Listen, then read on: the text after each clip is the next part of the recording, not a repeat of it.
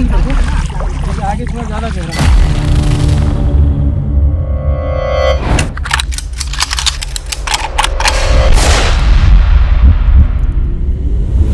Indian Maoist, दुनिया का चौथा डेडलीस्ट टेरर ग्रुप। 76 लोग मरना बहुत बड़ी बात है। पूरी सीआरपीएफ की एक कंपनी मार दी उन लोगों ने।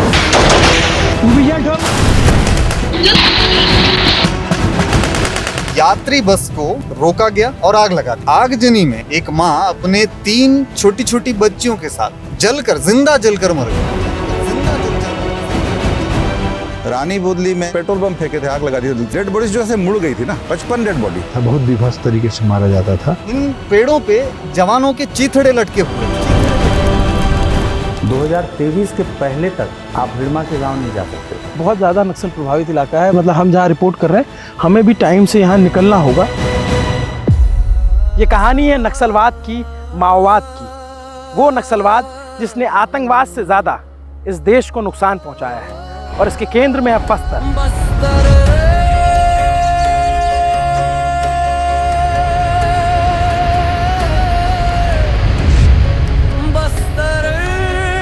बस्तर में जंगल है, जंगल में पेड़ हैं, और पेड़ के हर पत्ते पे कहानी है। जंगल का श्रृंगार,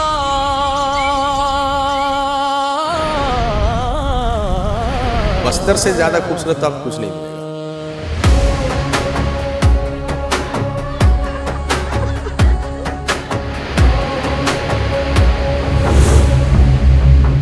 सड़क पर नदी है, नदी में सड़क है, सड़क के नीचे बम है। क्या क्या है बस्तर में किसी को नहीं पता। बहुत ही घनघोर जंगल है। ऐसे जंगल जिसमें नीचे तक सूरज की रोशनी नहीं पहुंच रही है।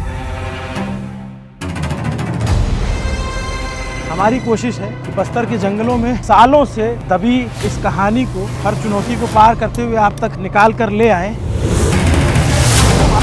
थोड़ा बहुत चैलेंजिंग नहीं, बहुत ज़्यादा चैलेंजिंग है। इसको चैलेंज बोलना ही नहीं, इसको नहीं बोलना है ना। मतलब पग पग पे अब हमें माओवादियों के निशान मिलेंगे। हाँ, घनी जंगलों वाला इलाका है। इस जंगल में सुबह से शाम तक भीषण एनकाउंटर चला है। उसके बहुत सारे सबूत यहाँ पे बिखरे पड़े हैं। ये पर्चे में नक्सलियों के कोडवर्ड्स लिखे हुए हैं। ऐसा लगता है कि वहाँ पे किसी का भेजा उड़ा है या शरीर का कोई हिस्सा टूटा हुआ है। हाँ, ये डेटोनेटर है। यही सबसे पहले ब्लास्ट होता है। 31/3/2026 को यह देश नक्सलवाद से मुक्त हो जाएगा।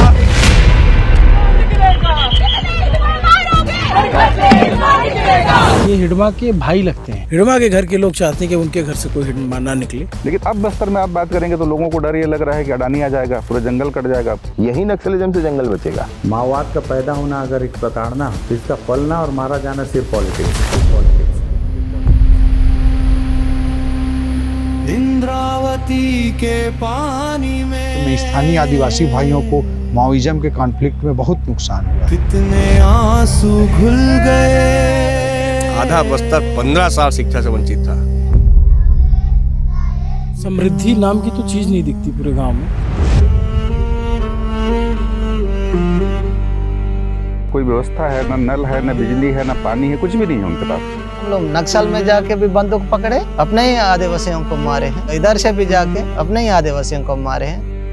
तो दिक्कत ये है कि ना आप पुलिस को मना कर सकते, ना नक्सली को मना कर सकते। पूछताछ आपको भी कभी लेके गए? लेके गया, मारपीट किया।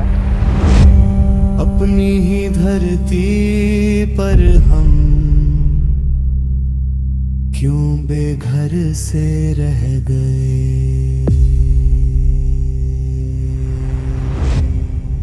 नक्सलवाद जटिल है। यहाँ के जल, जंगल, जमीन की लड़ाई को समझना है तो बस्तर में दाखिल होना पड़ेगा, और जब बस्तर में दाखिल होंगे तो हम देखेंगे लास्ट बैटल ऑफ नक्सल। नमस्ते, अभिनव पांडे नाम है मेरा, और आप देख रहे हैं खबरों की दुनिया का न्यूज़ पेज।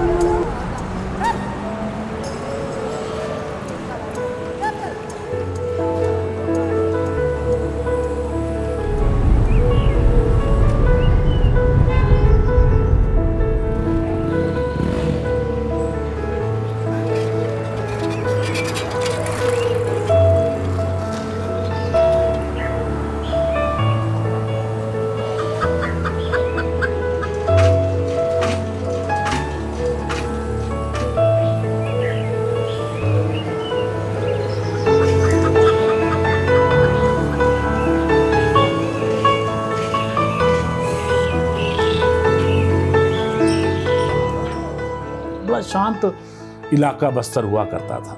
थाने बहुत दूर दूर 80-80 किलोमीटर 50-50 किलोमीटर की दूरी पर, वैसे भी जब ये पूरा मध्य प्रदेश का हिस्सा था तो ये बहुत ज़्यादा डेवलप्ड नहीं था, यहाँ बहुत ज़्यादा ध्यान नहीं जाता था और आदिवासी सीधे लोग थे, उनकी बहुत ज़्यादा कोई डिमांड्स भी नहीं हुआ करती थी।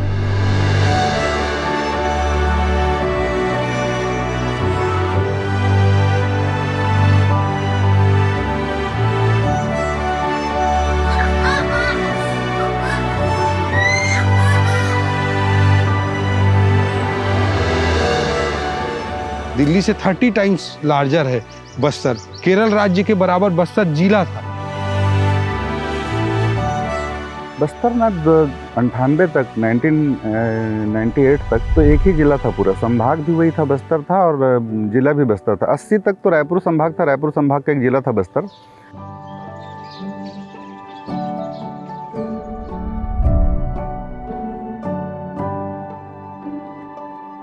मतलब आदिवासी बड़ा स्पार्सली पॉपुलेटेड इलाका है। आप देखेंगे तो छोटे छोटे इलाकों में कुछ घर होंगे, गांव में बहुत बड़ा बसाव नहीं होगा, 2-3 घर होंगे, कहीं पे एक घर भी मिलेगा, 10 से 50 घर मिलेंगे, तो गांव ऐसा फैले हुए हैं बहुत दूर तक। मैं हर बार बोलता हूँ कि सबसे समृद्ध संस्कृति है बस्तर के आदिवासियों की, शहर वालों को सीखना चाहिए।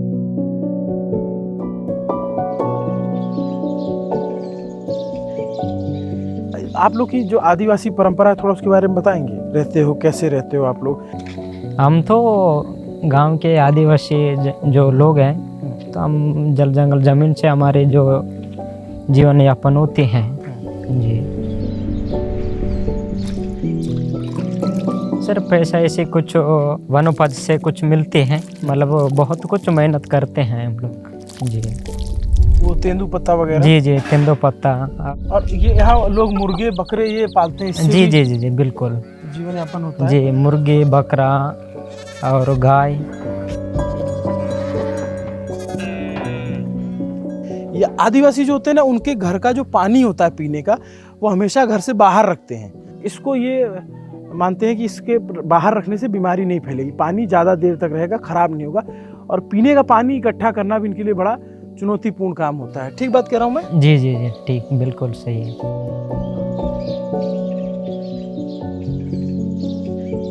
तो ऐसे लकड़ियों से बाउंड्री वॉल बनाते हैं? जी जी जी, वो बाउंड्री वॉल ऐसे है। हाँ? लकड़ी से जी, बांध से बना होता है बाउंड्री वॉल। देखिए कितना सुंदर और बहुत साफ सफाई से है। जी जी।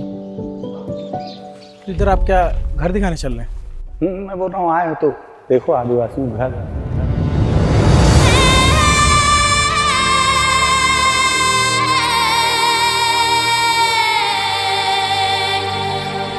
है बहुत खूबसूरत। बस्तर से ज़्यादा खूबसूरत तो आपको कुछ नहीं मिलेगा। बस्तर क्षेत्र को तो धरती का स्वर्ग कह सकते हैं। प्राकृतिक दृष्टिकोण से इतना सुंदर है, अनेकों वाटरफॉल हैं।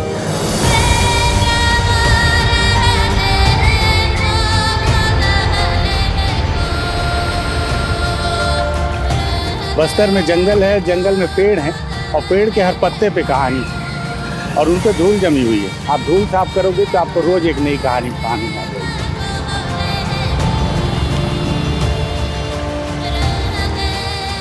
बस्तर को प्रकृति ने बहुत खूबसूरत बनाया है।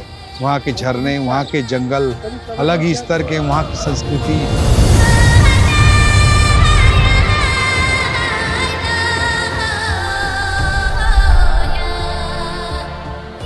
एक अच्छी चीज दिखा देता हूँ। किसी समय में बस्तर में इसी खड़ा नमक के बदले चिरौंजी ले जाया करते थे व्यापारी, और यही खड़ा नमक देते थे जिसमें आयोडीन नहीं होता।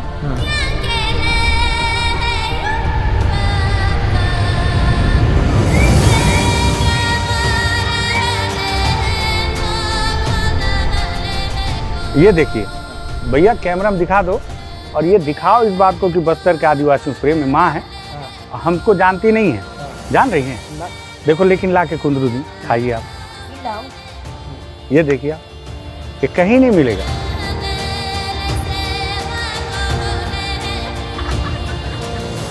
ये खटिया है इनकी? हाँ, ये खटिया है, और माची बोलते हैं यहाँ। ये बनाते किससे, मैं ये देखना चाहता हूँ। ये भी पेड़ का ही एक छाल है, सल्फी के पेड़, ये क्या है सेल्फी? किसी के यहाँ सेल्फी का पेड़ है तो वो आर्थिक सोर्स का एक साधन है। क्या निकलता कैसे होता इससे सेल्फी जो है बस्तर की बियर है। ये क्यों बनाए गए हैं? ये धान कूटने के लिए है। और ये जो लाल मिट्टी का इस्तेमाल किया गया घर बनाने। हाँ।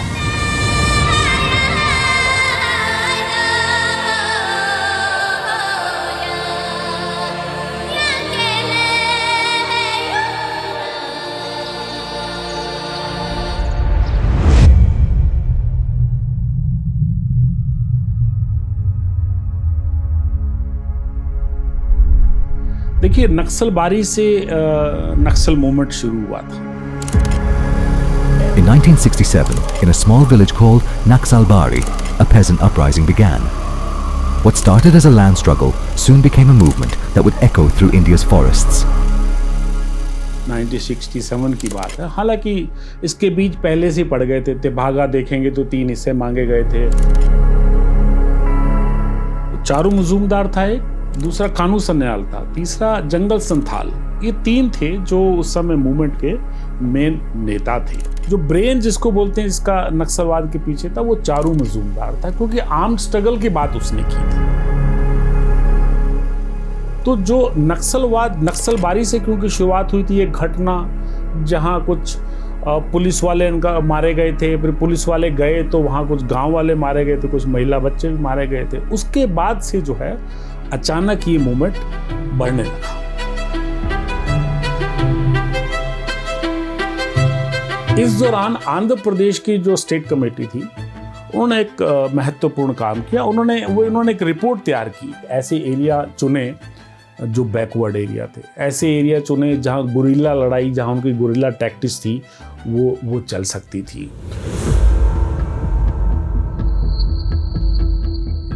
और 1980 में जो कोंडापल्ली सीतारमैया का जो गुट था, केएस ग्रुप था CPI-ML का, उसने पीपल्स वॉर बनाया।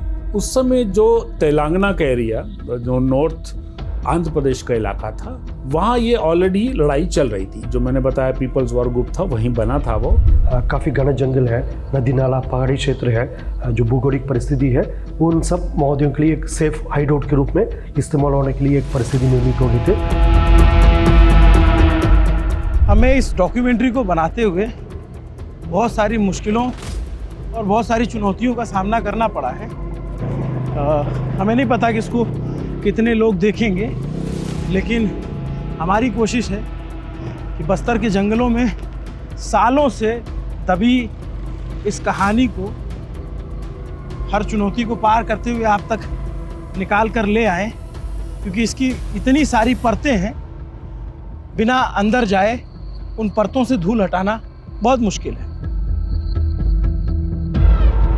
और के सीतारमैया जी के नक्सल लिटरेचर में भी मिलता है कि वो लोग जब सशस्त्र मिलिट्री बना करके लड़ाई लड़ने की रणनीति पर काम कर रहे थे, तो एक सेफ हेवन की तलाश कर रहे थे ट्रेनिंग के लिए, फोर्सेस को रखने के लिए, जहाँ पे वो सुरक्षित रहें। तो एकदम उनको अननोन ब्लाइंड सा एरिया चाहिए था। तो ये वो डिस्कस कर रहे थे डिनर की मेज पर अपने बेटी दामाद से। तो उन्होंने कहा कि दंडकारण्य का क्षेत्र, बस्तर का क्षेत्र इस हिसाब से अप्रोप्रिएट। दंडकारण्य मतलब वो जंगल, बीजापुर और आसपास का जंगल। बिल्कुल।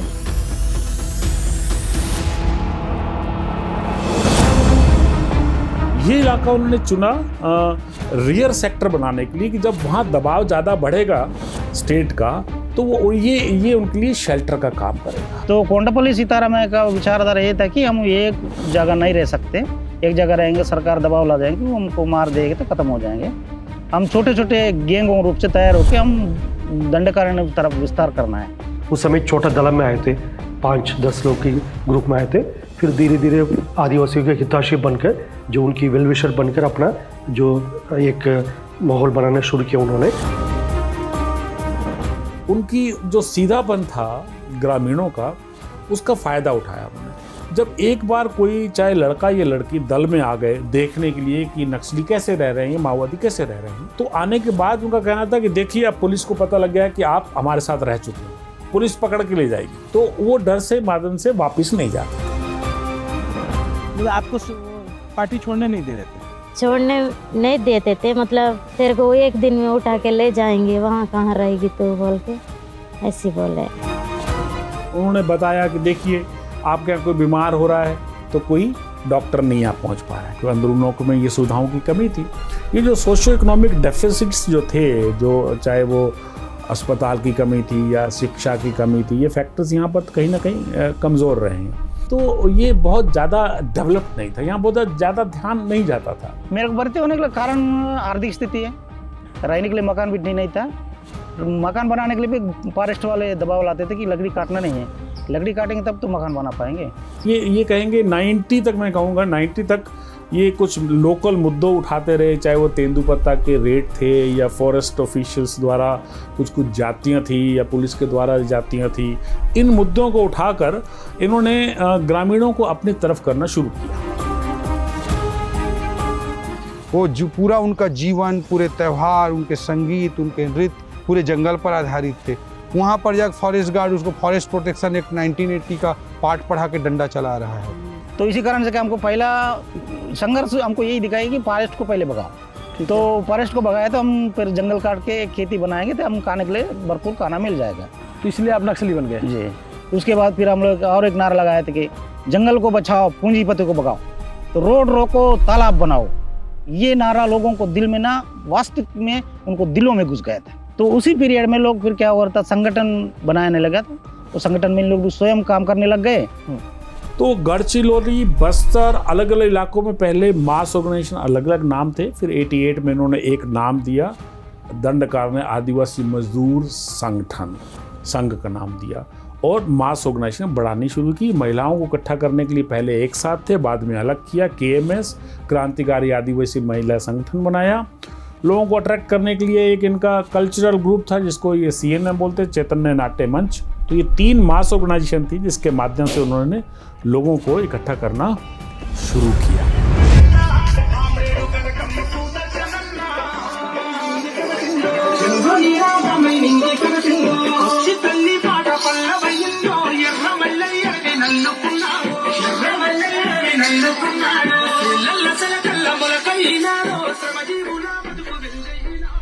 तो क्या गा के आप एकत्रित करते थे? मैं गाना से लोगों को आकर्षित करके पार्टी में शामिल कर। कैसे? हल्लमना चलाया, खेतों का जगाया, दिन रात जगा कर फसलों का उगाया। अमर बिना दान नहीं, दही नहीं, दूध नहीं, तब जलम कौन रे, उसका जुल्म क्या रे। अरे रे रे, गरीब सरी मजदूर किसान मिलजुल के रहना रे, क्रांतिकारी झंडा तले संगठित होना रे। ये लूटे रोक सरकार को लात मारू हटा दो, ये गाँव हमारा, ये गली हमारी।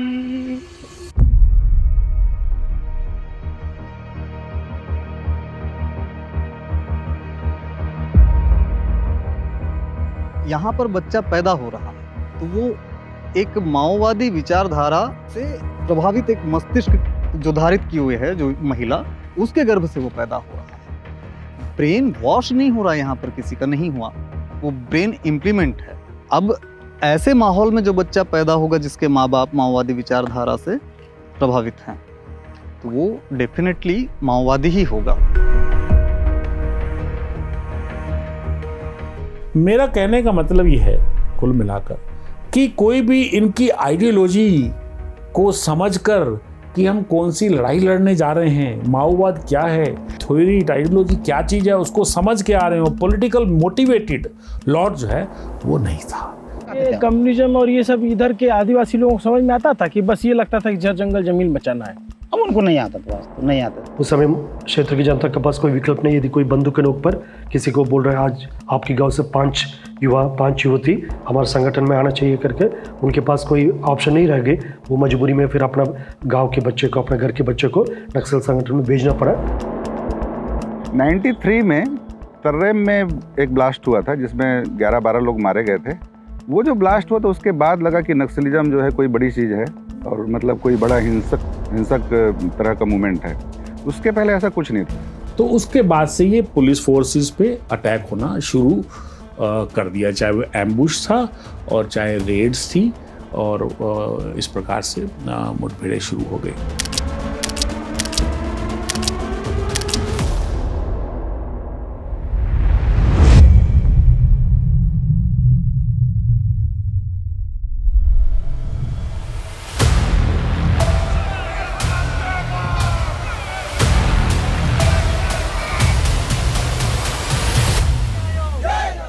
सलवा जुड़ूम में एंटी नक्सल आंदोलन था। सलवा इज शांति, जुडूम इज क्राउड। लोग जब शांति के लिए सामने खड़े हो जाए, तो ये सामान्यतः जून 2005 से स्टार्ट हुआ ऐसा माना जाता है, लेकिन मेरे हिसाब से ये गतिविधियां पहले शुरू हो गई थी। उसमें होता एक्चुअली क्या था कि जैसे नक्सलियों ने कोई ब्लास्ट किया, गाड़ी उड़ गई, 4 लोग मारे गए, तो पुलिस केस किसके ऊपर बनाएगी? पुलिस बनाएगी जो इजीली मिल रहा है जो आदमी। तो गांव जाएगी, तू नक्सलियों के साथ घूमता है, तू खाना खिलाया था, चल तू उस ब्लास्ट में है। तो आदिवासी भी परेशान थे, वो नक्सलियों का एक दबाव तो था ही। ग्रामीण लोग कुछ इस प्रकार से परेशान हुए, उनको लगा कि हम पुलिस को समझाएं, उससे लड़े, या हम माओवादियों से लड़े, ये कुछ हमको डिसाइड करना पड़ेगा। तो उस गांव में जंगल में इन लोगों ने सभा बुलाई, तो वहाँ 10-1 हज़ार आदिवासी आ गए थे, साइकिलों में आए थे, हजारों साइकिलों में आए थे। और जैसे आने लगे तो माओवादियों को लगा कि ये ठीक नहीं हो रहा है, इसको क्रश करना जरूरी है। उन्होंने हमले करने शुरू किए, बर्बरता से मारने शुरू, घरों से निकाल के गले काट के सड़कों में फेंकना शुरू किया। कई गांव जलाए गए। पुलिस ने कहा माओवादियों ने जलाया है, माओवादियों ने कहा पुलिस ने जलाया है। लेकिन इन दोनों आरोप प्रत्यारोप के बीच एक सच ये था कि हजारों लोग बेघर हो गए। और हम लोग को उस समय में खाने के लिए कुछ खाना भी नहीं मिलता था, एक दिन तो ऐसे रहते थे। पैनिक क्रिएट हुआ, तो गांव के गांव हजारों आदिवासी सड़क पे चल रहे हैं पैदल। तो गवर्नमेंट के लिए मुसीबत हो गई कि इतने लोगों को कैसे रखें। तो फिर वो ये हुआ कि पुलिस थाने के आसपास जहाँ सेफ जगह है, वहाँ ऐसे ग्राउंड है, तो वहाँ पे उनके लिए टेंट बना दो, उनके लिए उनको खाना खिलाओ, तो भूखे मर जाएंगे।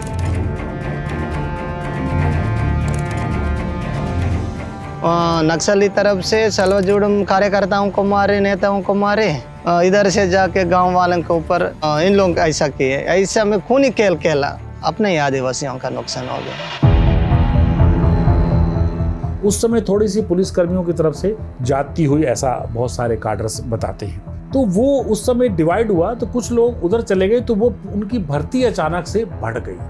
मैंने बताया 2004 के बाद इनके अचानक ये सब बढ़ने लगे फॉर्मेशन। तो जो मिलिट्राइजेशन है, कंपनी दर कंपनी 2004 में बनी, 5 में बनी, 6 में बनी, 7 में बनी, 8 में बनी, लगातार मिलिट्री कंपनी इनकी बढ़ने लगी। तो ये ट्रेनिंग देकर उनको लगातार बढ़ाने लगे। माओवादी पार्टी को सलवा जुड़ूम का बहुत फायदा हो मिला, कई लोग उसके संगठन में जुड़ गए। जो लोग नक्सलियों के डर से या नक्सलियों के खिलाफ खड़े होने के संकल्प से, नक्सलियों से लड़ने के संकल्प के साथ सरकार की तरफ आ गए, किसी कैंप में चले गए और पुलिस के संरक्षण में चले गए, उनमें से जो सक्षम थे, जो लड़ सकते थे, जो युवा थे, उनको सरकार ने बनाया SPO। इसको बोलते हैं स्पेशल पुलिस ऑफिसर। ये जम्मू कश्मीर वगैरह में भी है, लोकल लोगों को अपने साथ जोड़ती है फोर्स, वो है। और उनको कुछ नहीं मिलता था, 2200 रुपये महीने में वो नक्सलियों की फ्रंट में जाकर लड़ते थे। जब उनको हथियार दिए गए तो फिर खिलाफत शुरू हुई, कुछ लोग कोर्ट में गए, तो वो SPOs को डिस्बैंड करना पड़ा। 2011 में सुप्रीम कोर्ट ने बोला कि आप नागरिकों को हथियार नहीं दे सकते। उस दिन ऑफिशियली माना जाता है कि खत्म हो गया।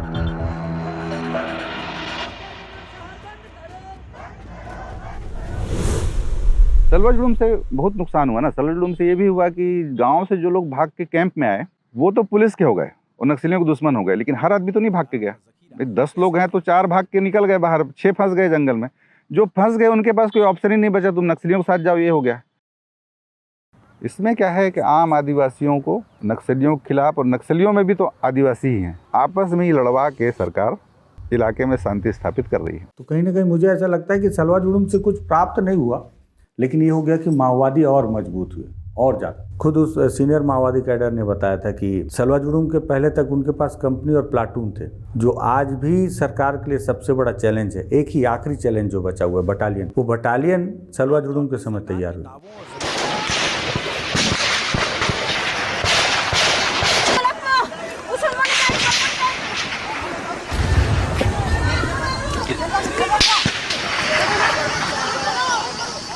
इस प्रकार धीरे धीरे माओवादी द्वारा जैसा दक्षिण इलाके से और पश्चिम इलाके से एक्सपेंड होते होते होते फिर पूरे जो बस्तर संभाग के अंतर्गत और बस्तर संभाग के ऊपर जो राजनांदगांव होते हैं उधर तक उनकी एक्टिविटी फैल गए थे। वो इवन मध्य प्रदेश के फिर बालाघाट तक उनकी एक्टिविटी उस समय एक्सपेंड हो गए थे। तो ये दौर ऐसा चला इनका कि 2004 से लेके 2010 तक इनकी जो है मिलिट्री फॉर्मेशन लगातार बढ़ती रही, और इसी दौरान 2009 में उन्होंने एक बटालियन भी बना ली।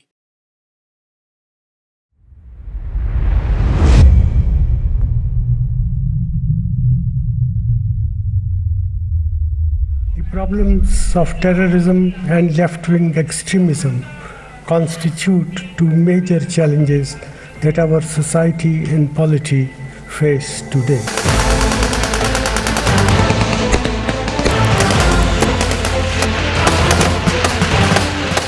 इतना खौफ था, अब थोड़ा कम हुआ है। उस जमाने में तो ऐसा था, आज से 10 साल पहले, कि मतलब कोई आदमी जा ही नहीं सकता उन इलाकों में। नक्सलवाद इस लेवल पे था। नक्सलवाद के हर फॉर्म को हमने पराजित करना पड़ेगा। बंदूक वाला भी है और कलम वाला भी नक्सलवाद है।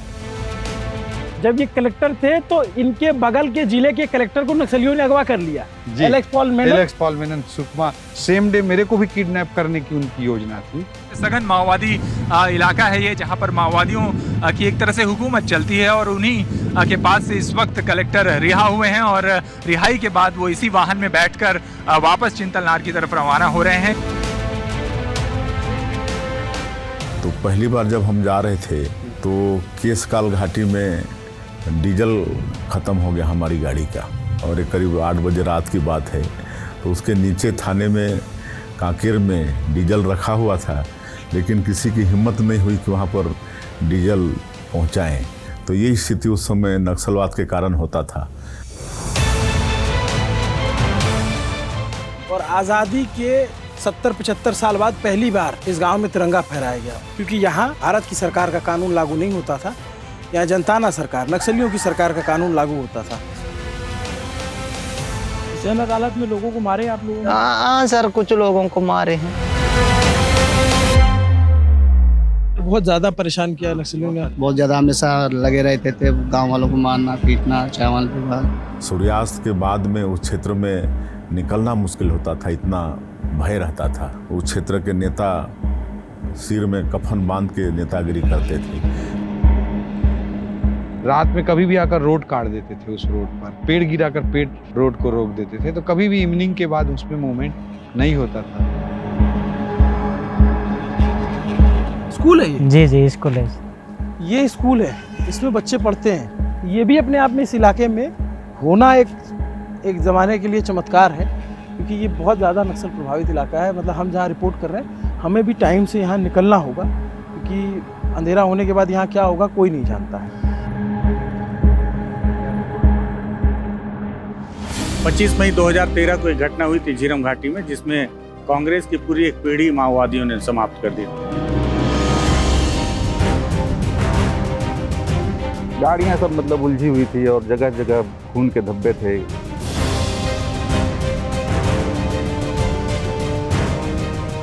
और फिर लोग जाके वहाँ बताया, वहाँ से 2-3 किलोमीटर 5 किलोमीटर होगा, थाना है दरभा थाना, वहाँ जाके बताया वहाँ फायरिंग हो रही है। तो पुलिस वालों ने गेट बंद कर लिया। वहाँ मरने कौन जाएगा भैया? यहाँ ये वो जगह है, यहाँ एक ब्लास्ट हुआ था। इन पेड़ों पे जवानों के चीथड़े लटके हुए थे। माओ की थ्योरी यही है कि power flow through the barrel of gun.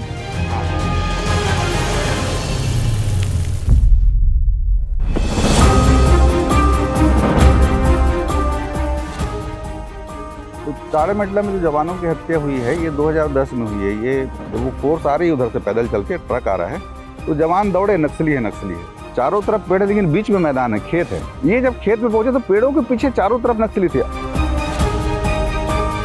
1.5 kilometre के लगभग एरिया में युद्ध सा हुआ था।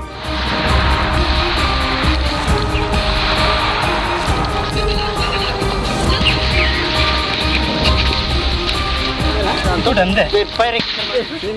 76 लोग मरना बहुत बड़ी बात है। पूरी सीआरपीएफ की एक कंपनी मार दी उन लोगों ने। बस्तर संभाग के दंड कारण के जंगलों में एक ज़माने में नक्सलियों का पूरा बोलबाला हुआ करता था। नक्सलियों की अपनी सरकार चलती थी, उनके स्कूल होते थे, उनकी अदालत होती थी, और इस इलाके में ज़्यादातर लोगों का जो जीवन है वो चावल खा के चलता था। इसमें मेरे पीछे एक धान का खेत नज़र आएगा, लेकिन किसी ज़माने में यहाँ धान से ज़्यादा बंदूकें बो दी गई थी। और अब तक बस्तर में माओवादियों की सरकार मजबूत रही है और उनके साए में उन्होंने अपना जीवन काटा है, जहां उनको पता है कि मुंह खोलने की सजा मौत है। क्योंकि आपसे सवाल जो होंगे वो आपके इलाके में संचालित की जा रही सरकारों के खिलाफ ही होंगे, और उसके खिलाफ अगर आप बोलते हैं तो उसकी सजा मौत है, जो उन्होंने देखी। इसलिए उसको लगता है कि चुप रहना सबसे लाभदायक है। शाम डलने के बाद क्या होगा कोई नहीं जानता है। यहाँ से फोर्स चली जाएगी, तो उसके बाद क्या होगा कोई नहीं जानता। मतलब क्या हो सकता है कौन जानता है, इसलिए कोई आपके सामने कैमरा के सामने कोई आना नहीं चाहेगा, ना कोई आपके सवाल का जवाब देना चाहेगा। पूरे बस्तर में उन्होंने मैपिंग कर रखी कि कहाँ कहाँ पे लैंड माइन है, उसकी पूरी मैपिंग कर रखी है। देखिए बस्तर की हर सड़कें खूनी है, बहुत चमचमाती सड़क के नीचे आपको बारूद है जो कभी भी ब्लास्ट हो सकता है। तो हम बारूद के ऊपर चल रहे हैं, हम जिंदा लोग। रानी बुदली में 55 लोग मारे गए थे। डेड बॉडीज को ऐसा ला के मैदान में बिछा दिए थे, 55 डेड बॉडी, पूरा आग, पेट्रोल बम फेंके थे, आग लगा दिए। डेड बॉडीज जो ऐसे मुड़ गई थी ना, काली पड़ के ऐसे मुड़ी हुई डेड बॉडी, एक एक को बुला के उठा के बॉडी ऐसे रखते जा रहे थे ज़मीन पे, ऐसे लाइन से सब बिछता जा रहा था।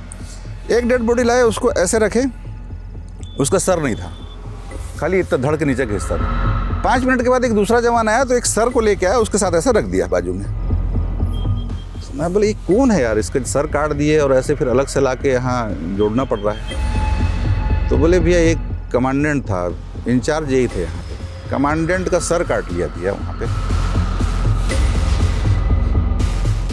नक्सली नहीं चाहते थे कि सड़क बने, है ना? सबसे बड़ा तो लड़ाई बिल्कुल नहीं चाहते, सड़क बिल्कुल नहीं चाहते। अरे इस सड़क को बनाने में कई शहादतें हुई है। तो इस सड़क में अभी ये जो गिट्टी और मोरंग देख रहे हैं, सिर्फ इससे नहीं बन रही है, जवानों के खून से बन रही सड़क। एक ऐसी सड़क पर बीजापुर में खड़ा हूँ, 22 किलोमीटर की सड़क बनाने में 44 जवानों की शहादत हुई। ये देखेंगे बीच जंगल है, कुछ नहीं है आसपास, बीच पूरा जो है, और उसके जंगल के बीच में एक गांव है छोटा सा। मतलब मैं आपको बताऊं कि यहाँ आने के लिए हम लोग को 20-25 किलोमीटर चलना पड़ा है। तो यहाँ नक्सलियों की क्या जो है कैसी मूवमेंट रही हुई, उससे आप समझिए कि भाकपा माओवादी की 20वीं स्थापना वर्षगांठ को 21 सितंबर को से 2020 अक्टूबर तक देश भर में समारोत्साह एवं क्रांतिकारी जोश के साथ मनाएंगे। पार्टी को उन्मूलन करने के लिए लक्ष्य से चलाए जा रहे ऑपरेशन कगार का मुकाबला करेंगे। मतलब ये ऑपरेशन कगार अभी कुछ साल पहले शुरू हुआ है, तो इसका मतलब बहुत पुराना नहीं है लिखा गया हो, ये बहुत पुराना लिखा है, ये ज़्यादा पुराना लिखा हुआ नहीं है।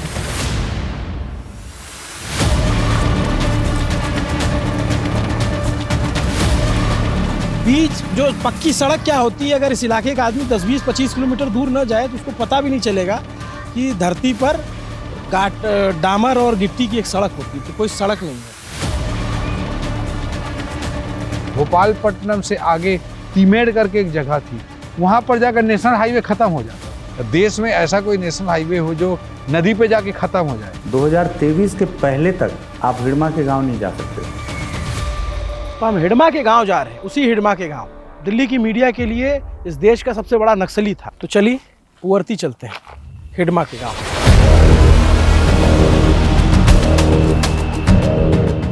मेरा नाम अभिनव पांडे है, जाना चाहता कि पुअर्ती हिडमा के गांव। हिडमा, जिया तो रहस्य, मरा तो मुद्दा। वो जिसका एनकाउंटर भी मुद्दा बन गया, और जब वो जी रहा था तो उसके हाथ सैकड़ों जवानों के खून से रंगे हुए थे। ये उसका गांव है, ये उसके भाई का घर है। तो हिडमा का गांव है कैसा? जो सुकमा का है, सुकमा जिले का गांव, नाम पुअर्ती। गांव कैसा दिखता है पहले वो तो देख लीजिए। ऊपर से गांव देख लिया, अब चलिए अंदर झांक कर देखते हैं। हिडमा का घर, हिडमा के भाई का घर, हिडमा का शव जहाँ रखा गया, और हिडमा के भाई से बात करते हैं। वो बताएंगे कि परिस्थितियाँ क्या थी और क्या से क्या हुई।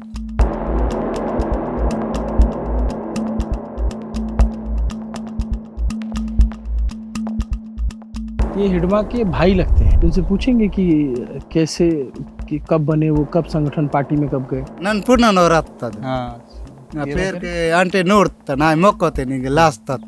अच्छा, इस चरण मत ये बहुत छोटे थे, इनको वो तो याद नहीं है कि कब वो पार्टी में गए। जब उनकी लाश यहाँ पर लेकर आए तब हम लोग देखे हैं उसके चेहरे को, ये बता रहे हैं। पार्टी के लोग इधर आते थे, माओवादी इधर आते थे गांव में आपकी?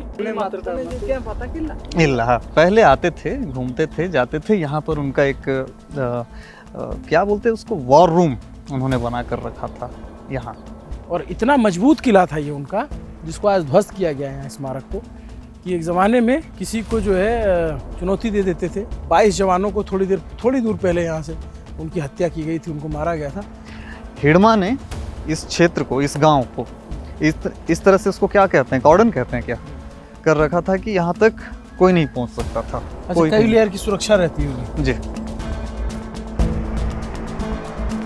आगे इस गांव का आदमी चाहेगा कि इस गांव से कोई हथियार उठाए? हथियार नहीं, हाँ, खेती है। खेती है। ಇದು ಗುರುಜಿ ಬಾತ ನಾವು गुरुजी डॉक्टर, गुरुजी बनना चल जाएगा, डॉक्टर बनना चल जाएगा, खेती किसानी करना चल जाएगा, कुछ छोटा मोटा सामान बेच के जी लें वो चल जाएगा, हथियार नहीं, ये इनका कहना है। तो जो ये नारा लगाते हैं हर घर से हिडमा निकलेगा, हिडमा के घर के लोग चाहते हैं कि उनके घर से कोई हिडमा ना निकले। ये एक सबक है। जर जंगल ज़मीन की जो लड़ाई है वो चिपको आंदोलन में भी लड़ी गई, वो नर्मदा बचाओ आंदोलन में भी लड़ी गई, लेकिन वहाँ हथियार नहीं उठाए गए। यहाँ हथियार उठाए गए तो उसका परिणाम भुगता और दोनों तरफ बंदूक की नली तनी थी। बट एक सवाल ये भी है कि कोई आदिवासी नक्सली बनता क्यों है, और उसी को मारने के लिए एक दूसरा आदिवासी डीआरजी का जवान क्यों बनता है। और ऐसा भी कई बार होता है कि एक घर से एक भाई नक्सलियों के साथ है और एक भाई डीआरजी की फोर्स में है, पुलिस फोर्स में है। और ऐसा होता है कि कई बार दोनों भाइयों ने एक दूसरे को मारने की, या भाई या बहन ने मारने की कोशिश की और दोनों बच गए तो बच गए, नहीं तो कोई नहीं बचा, या कई बार एक मरा तो एक बचा, मरा तो एक बचा, मरा तो एक बचा।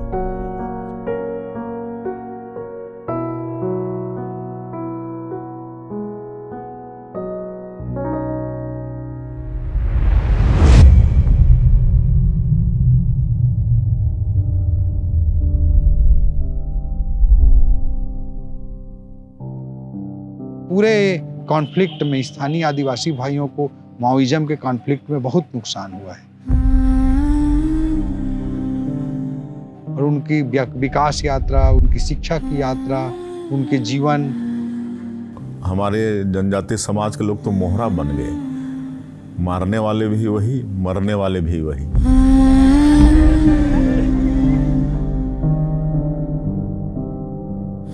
समृद्धि नाम की तो चीज़ नहीं दिखती पूरे गांव में। मैं महिलाओं को भी देख रहा हूँ तो उनके पास साड़ी नहीं है पहनने के लिए, वो नीचे एक लुंगी पहनती हैं, ऊपर एक लुंगी डालती हैं।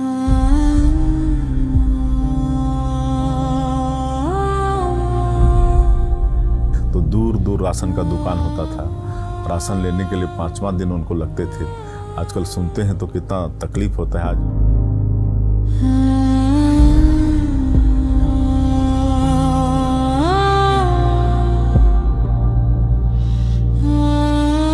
बड़े बड़े बोरे 50-50 किलो के लेके 3-3, 4-4 दिन पहाड़ और नदी पार करके तब चावल जाता है उनके यहाँ, तब खा पाते हैं वो। तो ऐसी टेरिटरी है, वहाँ पे किसी को कोई सुनवाई नहीं एक्चुअली। और न वहाँ पुलिस है, ना कानून है, ना कोई व्यवस्था है, ना नल है, ना बिजली है, ना पानी है, कुछ भी नहीं है उनके पास।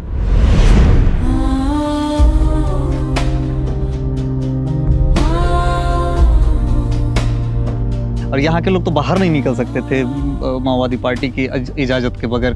और अगर कोई ज़्यादा दिक्कत हो गई, बड़ी बात, तो अगर वहाँ पहुँचने में लेट हो गए तो मर गए, पता ही नहीं।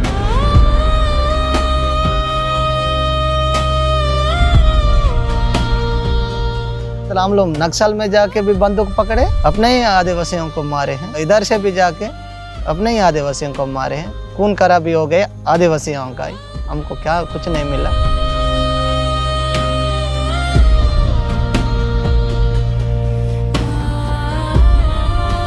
ग्रामीण जो इसके शिकार हुए, जो इन्फॉर्मर्स के नाम पे, शंका के आधार पे जिनको मारा गया, उनका बहुत सारा नुकसान हुआ। कई हैं जो हैंडीकैप हो गए, किसी का पाँव नहीं है, किसी का कुछ नहीं, कईयों के परिवार उजड़ गए।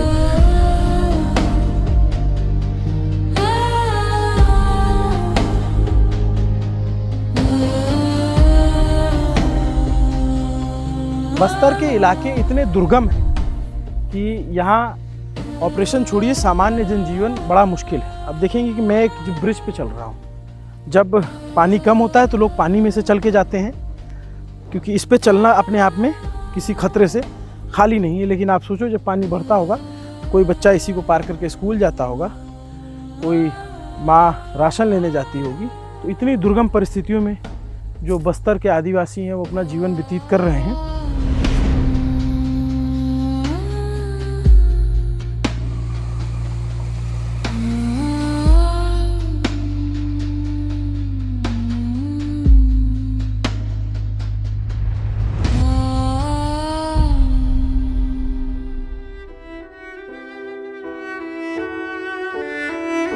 हम इस तरीके के नदी नालों को पार करके आप तक ये रिपोर्ट लेकर आ रहे हैं, तो उसको बहुत महान कार्य मत समझिएगा, क्योंकि हम आए हैं और करके चले जाएंगे। यहाँ का जो आदिवासी है उसके लिए ये रोज़मर्रा का काम है। तो स्थिति यही है आम आदिवासी की कि इन झंझातों से कैसे वो जीवन गुजर बसर कर रहा है, और उसकी बात कोई नहीं करता। नक्सल और ऑपरेशंस की बात हर कोई करता है।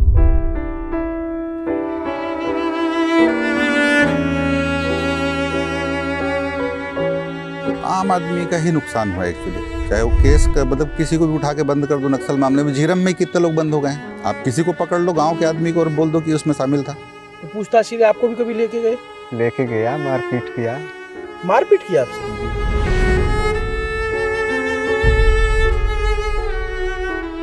एक लड़के को गिरफ्तार किया गादीरास थाने में। हम वहाँ गए थे, उस लड़के से मिले थे, थानेदार उसका नाम गाम सब बताया था। 5-6 दिन के बाद ना वहाँ से 15 किलोमीटर दूर सुकमा थाने में एक रिपोर्ट दर्ज हुई कि एक नक्सली को गिरफ्तार किया था, वो भाग रहा था तो उसको गोली मार दिया। तो जो थानेदार था उससे हम पूछे, भैया कि वो तो गादीरास में गिरफ्तार हुआ था, यहाँ कैसे आ गया? अरे भैया छोड़ दो ना, बड़े साहब लोग की बात है, आप छोड़ दो ना। उसने हाथ जोड़ दिया। तो मतलब आप किसी को मार दो तो नक्सली बता दो। और बताया कि एक नक्सली मारा गया है।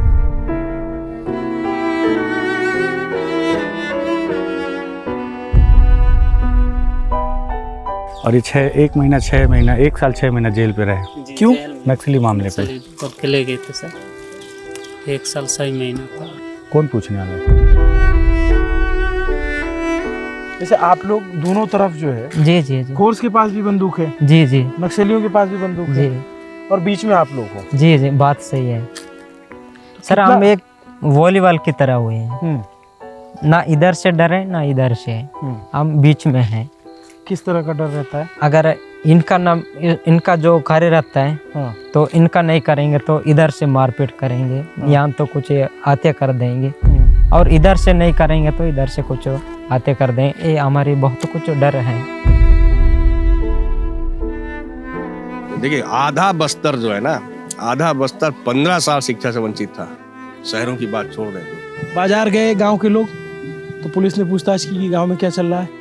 वापस आए तो नक्सलियों ने पूछताछ की कि पुलिस वाले से क्या बात हुई थी। तो 25 साल ये मान लीजिए, तो बीजापुर की बता रहा हूँ मैं, 25 सालों तक यहाँ के अंदरूनी गांव के इलाके के जो लोग हैं, कोई भी पुरुष कभी बाजार नहीं गया, सिर्फ महिलाएं जाती थी। इंद्रावती के पानी में कितने आंसू घुल गए। प्रधानमंत्री आवास योजना पहुंचा है क्या इधर? सरकार नहीं पहुंचती तो योजना कहाँ से पहुंचेगी यहाँ? हम तो संगठन में जाने के बाद हमारे परिवार, आज देखिए हमारे परिवार में कुछ उपलब्धि है क्या? जैसे का वैसी है, कुछ बदलाव नहीं है, गरीब के गरीब ही है। बस नक्सलियों के डर से आप लोगों ने गाँव ही छोड़ दिया? गाँव ही छोड़ दिए थे सब परिवार। अपनी ही धरती पर हम क्यों बेघर से रह गए।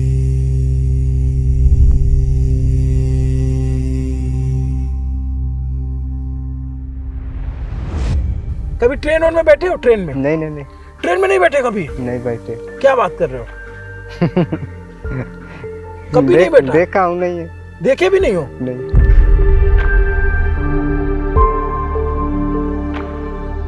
आप लोग क्या चाहते हो, क्या हो जाए? हमारा तो खेती करने का वही है। खेती? देखो, ये सवाल नेताओं को पूछना चाहिए था कि बस्तर क्या चाहता है। हकीकत ये है कि किसी ने पूछा नहीं कि बस्तर क्या चाहता है। तो बस्तर चाहता है कि वो उन्मुक्त जंगलों में घूमता रहे, बिना रोक टोक के, बिना भेदभाव के, बिना डर के। तो इनकी कोई बहुत महत्वाकांक्षाएं नहीं, बहुत छोटी छोटी चीज़ों में बड़ी बड़ी खुशियाँ हैं। और ये चाहते हैं कि उस खुशियों पे दाग ना लगे किसी की भी, उस पर किसी भी वर्दी का ग्रहण ना हो, फिर चाहे वो वर्दी माओवादियों की हो, पुलिस की हो या फॉरेस्ट वालों की हो। जैसे बहुत सारे लोग कहते हैं कि यहाँ के आदिवासी जो है वो माओवादियों को चावल देते थे, तो उनको बताना चाहोगे क्यों देना पड़ता था?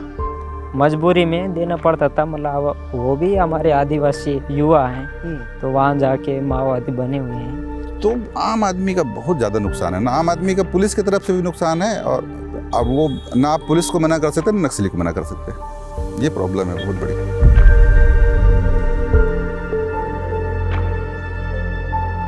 तो इस बातचीत से आप समझ सकते हैं कि एक आम आदिवासी का जीवन इस बस्तर इलाके में कितना मुश्किल है। मतलब उसे हर दिन जीने का संघर्ष करना है, उसे हर दिन इस बात का संघर्ष करना है कि उसकी सांस चलती रहे, उसे हर दिन इस बात का संघर्ष करना है कि कोई उसका अपना मारा ना जाए, नक्सली और फोर्सेस के मुठभेड़ में क्रॉस फायर में ना मारा जाए, कहीं उसे इस बात के आरोप में जेल में डाल दिया जाए कि ये नक्सली है। उसको डर इस बात का है कि कहीं इस बात के लिए उसकी हत्या ना कर दी जाए कि ये मुखबिर है पुलिस का।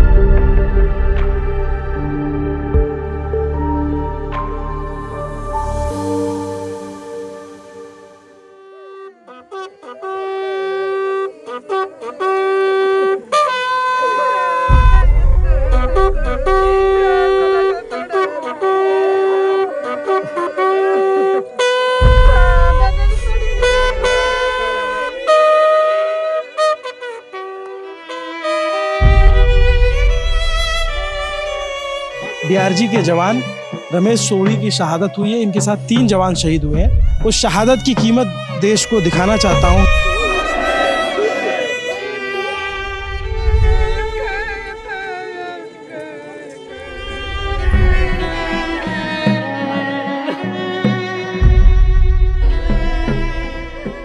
शायद ये तस्वीरें दिल्ली या उसके आगे नहीं पहुंचती, क्योंकि ये बहुत सुदूर जंगल में गांव होते हैं और परिवार में मातम पसरा हुआ है। वहाँ तक जाने की मेरी हिम्मत भी नहीं होती कि मैं वहाँ जाऊँगा तो मैं क्या पूछूंगा।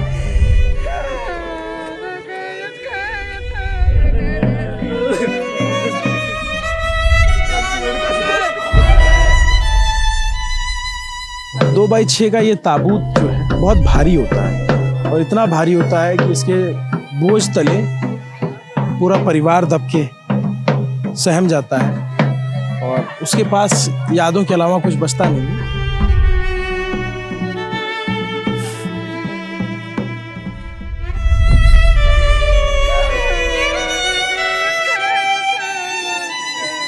शादी हुई थी इनकी? हाँ, शादी हो गई थी और इसके दो बच्चे हैं और बाकी मम्मी खत्म हो गई, पापा भी खत्म हो गए।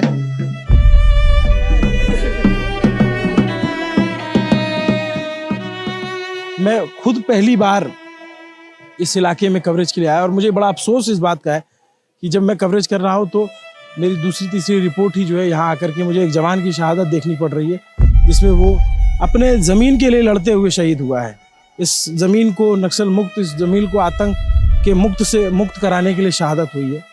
और मतलब इस घर को आप देख करके उसकी समृद्धि का अंदाज़ा लगा सकते हैं कि परिवार कितना मजबूत होगा या कितना आर्थिक रूप से संपन्न होगा।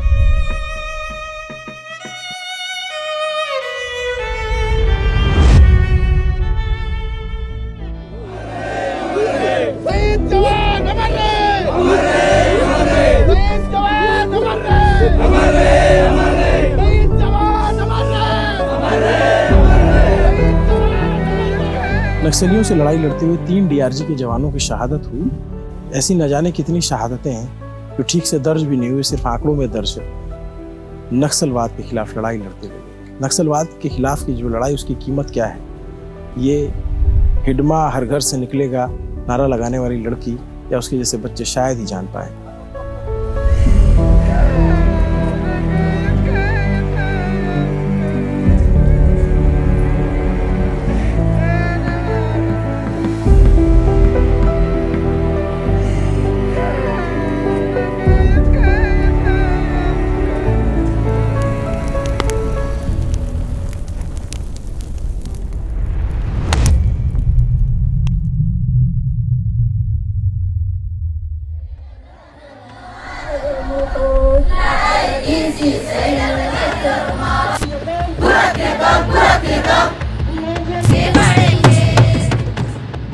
माओवादी संगठन सिर्फ जंगलों में फैला कोई बिखरा हुआ नेटवर्क नहीं था। इतने बड़े इलाके में दबदबा बनाए रखने के पीछे एक तय ढांचा था। संगठन मुख्य तौर पर 2 हिस्सों में बटा था, पॉलिटिकल विंग और आर्म्ड विंग। पहले पॉलिटिकल स्ट्रक्चर को समझते हैं। सबसे ऊपर सेंट्रल कमेटी और पॉलिट ब्यूरो होता था, जो संगठन की आइडियोलॉजी, स्ट्रेटजी और पॉलिटिकल डायरेक्शन तय करता था। इसके नीचे state committee, special zonal committee और एरिया कमेटीज आती थी। 2-3 राज्य की सीमा और इलाकों को मिलाकर एक स्टेट कमेटी बनाते। उदाहरण के लिए दंडकारनी जो स्पेशल जोनल कमेटी है। कुल मिलाकर माओवादियों ने 5 स्पेशल जोनल कमेटी बनाई हुई थी। दंडकारण्य, आंध्र ओडिशा बॉर्डर, नॉर्थ तेलंगाना, महाराष्ट्र, मध्य प्रदेश, छत्तीसगढ़ यानी एमएमसी और western Ghats special zonal committee. इसके बाद डिविजनल कमेटी, एरिया कमेटी और local party units ground level पर नेटवर्क चलाती थी। पॉलिटिकल स्ट्रक्चर के बाद अब इसके आर्म्ड विंग को समझते हैं। आपस में पॉलिटिकल जो विंग को सपोर्ट करने के लिए मिलिट्री विंग होता है। जनताना सरकार का जैसे मिलिशिया प्लाटून है, उससे हम ऊपर जाते जाएंगे अब मिलिट्री में, तो मिलिशिया प्लाटून, उसके ऊपर में आपका एलजीएस पहले हुआ करता था, जो कि अब एलओएस में कन्वर्ट हो गया है। ठीक उसके ऊपर प्लाटून्स में होते हैं, हर एरिया कमेटी का प्लाटून होता है। फिर अमूमन हर जो डिवीज़न है उसका एक कंपनी भी हुआ करता था, या फिर किसी सीसी मेंबर को प्रोटेक्ट करना है, या फिर जैसे बसवराजू के प्रोटेक्शन के लिए एक सीसी उनका एक कंपनी हुआ करता था। और उसके ऊपर जो इनका पीएलजे बटालियन नंबर 1 जो एकमात्र बटालियन है पूरे नक्सल संगठन में, वो पीएलजे बटालियन है। तो इस तरह अलग अलग स्ट्रक्चर्स इनके हैं। पॉलिटिकल और आर्म विंग के अलावा माओवादी संगठन अपनी एक पैरेलल सरकार भी चलाता था, जिसे आरपीसी यानी जनताना सरकार के नाम से जाना जाता था। यह आमतौर पर एरिया कमेटी के अंदर ऑपरेट करती थी। आरपीसी 3 से 4 गांव मिला के एक आरपीसी बनाते हैं, और उस आरपीसी को प्रोटेक्ट करने के लिए मिलिशिया प्लाटून्स होती हैं इनकी। तो आरपीसी में 8 शाखाएं होती हैं। इनका बेसिक काम क्या होता है, 3-4 जो गांव में उन सब चीज़ों को इन्फोर्स करना, एक अलग तरह से बेसिकली उनके सरकार को चलाना, दूसरा लेवी कलेक्ट करना। ऐसे काम वो भी करते थे। वो पूरा अपने आप को सरकार की तरह ट्रीट करते थे। उनके अलग अलग डिपार्टमेंट थे कि ये हमारा पीडब्ल्यूडी है, ये हमारा तालाब खोदने वाला विभाग है, मतलब ऐसा उनका था। बिल्कुल ऐसे ही था कि ये पार्टी है, ये पार्टी की सरकार है। हाँ, उनके स्कूल भी थे। हाँ, उनके स्कूल भी थे। ये लोग सोचते हैं कि जनता ना सरकार ये जनता के फायदे के लिए थी, ये जनता के फायदे के लिए नहीं थी। उतना काम करें कि लोग जुड़ जाएं और उन पे निर्भर भी हो जाएं। अगर आप उनको पर्याप्त रूप से डेवलप कर देंगे तो लोग आपके साथ जुड़ेंगे नहीं। तो जनता ना सरकार जो है ये उनका एक बीच का एक रास्ता है, एक पड़ाव है, ताकि लोग उनके साथ जुड़े रहें। जन अदालत क्या होती है? जन अदालत अभी कोर्ट है, अपने यहाँ सरकारी में कोर्ट बोलते हैं, न्यायपालिक। हमारे में एक जन अदालत लो, ये लोगों को एक जगह बुला कर सबको सामने उनको दंड दिया जाए। तो मान लो अगर कोई पुलिस का मुखबिर मिल गया तो जन अदालत में बैठाया तो क्या करते थे उसके साथ? उसको मुखबिर है, हमको माने सबूत सत्य है तो उसको मार देंगे।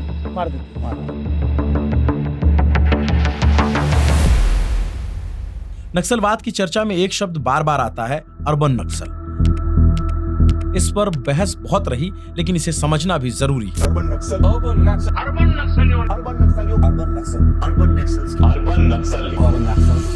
देखिए, अर्बन नक्सली वास्तविकता है। प्रोपेगेंडा फैलने के एक समय था जो सेंटर जो है वो शहर होते हैं। जो दंडकारण्य का सचिव रहा रामचंद्र रेड्डी और राजू दादा बोलते हैं, वो करीब 15 साल तक रायपुर, भिलाई, बिलासपुर इलाके में रहा और फोर्सेस को पता नहीं लगा। नेटवर्किंग के लिए, लॉजिस्टिक सप्लाई के लिए और अन्य एक्टिविटी के लिए उनकी सेल्स होते हैं। मतलब यहाँ मैं थोड़ा डिफ्रेंशिएट करना चाहूँगा। एक है जो कुछ कारणों को कभी कभी लोग सपोर्ट करते हैं, वो अलग बात है। एक है जो पार्टी के सदस्य के रूप में काम कर लेते हैं, जो आइडियोलॉजी पार्टी की है उसके बेस पे काम करना, तो वो आइडेंटिफाई करना मुश्किल होता है। माओवादी हमलों की योजना कैसे बनाते थे, ऑपरेशन किस तरह तैयार होता था और उसे जमीन पर कैसे अंजाम दिया जाता था, इस पूरी रणनीति को भी समझना चाहिए। देखिए, 2 मेन तरीके रहे, एम्बुश और आईडी। सामान्यतः जो बड़े हमले इसमें दोनों का उपयोग किया। पहले कुछ इलाका चुन के उन्होंने आईडी को प्लांट करना, और जैसे ही फोर्सेस वहां पहुंचे, उनके किलिंग जोन के अंदर जब फोर्सेस पहुंच जाती थी तो आईडी को ब्लास्ट करना। आईडी का जब ब्लास्ट होता है तो कुछ घायल होते हैं, कुछ शहीद होते हैं, अपने आप को संभालने में समय लगता है। उस दौरान वो फायरिंग शुरू करते हैं।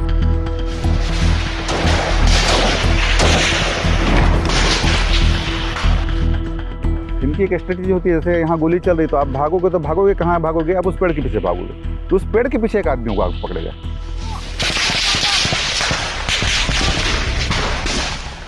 एक जो होता है, एक बूबी ट्रैप होता है, वो क्या होता है, उसमें कैसे फंसाते हैं? उसमें जो रॉड हो या फिर बांस से जो नुकीला चीज़ होता है ना सर, बनाए रहते हैं, उसके टिप में ना वो जहर लगाते हैं। मतलब जब अगर जवान गिर जाए इसमें तो वो घायल हो जाए, मतलब ज़्यादा से ज़्यादा नुकसान हो सके। बहुत ध्यान रखना पड़ता है सर। वो लगाते भी ऐसा जगह में हैं कि वो पता ही नहीं चलेगा। 3-3 दिन बैठे रहते थे। हाँ, 3 दिन बोलने से ऐसे सब नहीं रहते कि देखते रहते हैं कौन आ रहा है कौन जा रहा है।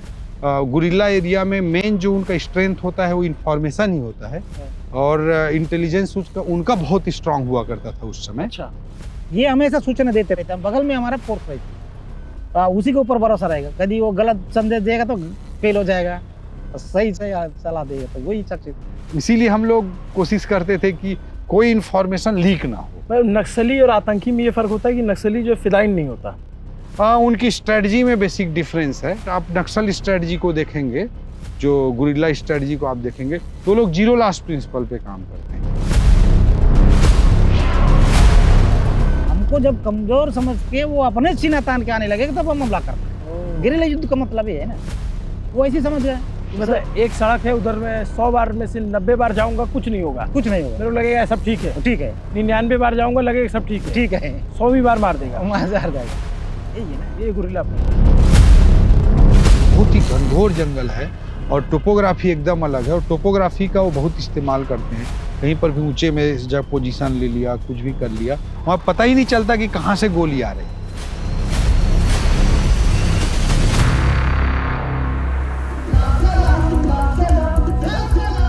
किसी भी उग्रवादी संगठन की क्षमता उसके हथियारों पर निर्भर करती है।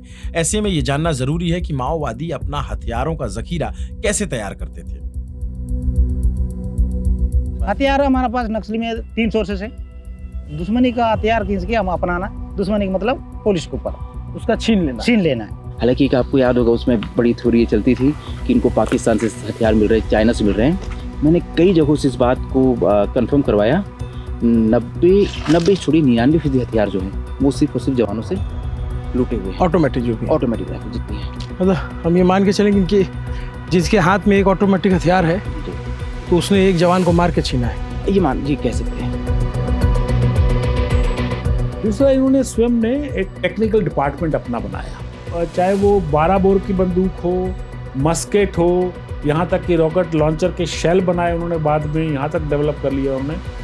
तो उसके बाद हमको सोर्सेस यदि बाहर मिलेगा खरीदना, ये 3 सोर्स का बिना और कोई हमारे पास साधन नहीं। खरीदते कहाँ से थे? खरीदना तो खेतर कंपनी नहीं करती, वो कहाँ से लेना कैसा लेना उनका। लेकिन सवाल सिर्फ हथियारों का नहीं था, सवाल ये भी था कि आखिर इस पूरे नेटवर्क को चलाने के लिए पैसा कहाँ से आता था। इनका सबसे बड़ा जो स्रोत था पैसों का, वो था तेंदुपत्ता। कॉन्ट्रैक्टर आके इकट्ठा करते थे, चाहे गांव वाले तोड़ते थे। कि जो सड़क बना रहा है, जो तेंदुपत्ता ले रहा है, तो उससे आप लोग चंदा लेते थे? हाँ, तो खास करके तेंदुपत्ता वाले से ज्यादा ले जाते हैं, और फॉरेस्ट से। दूसरा है कंस्ट्रक्शन वर्क।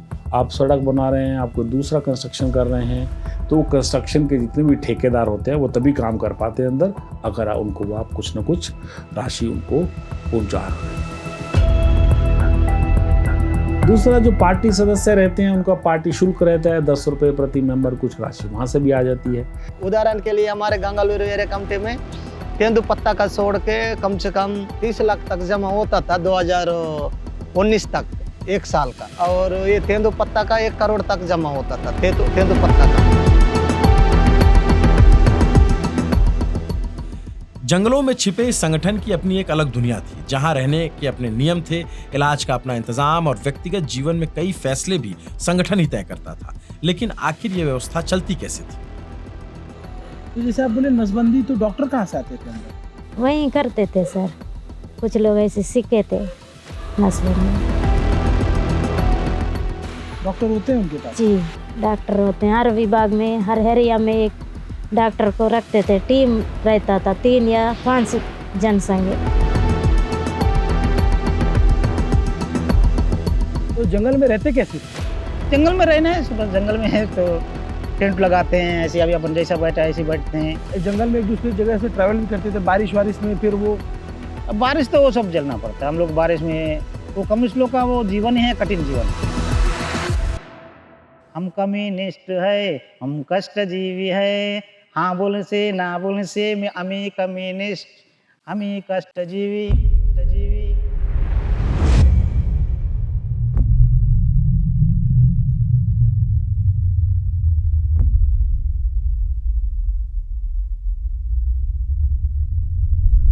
2026 को यह देश नक्सलवाद से मुक्त हो जाएगा। मान्यवर, आज बस्तर से नक्सलवाद लगभग समाप्त हो चुका है।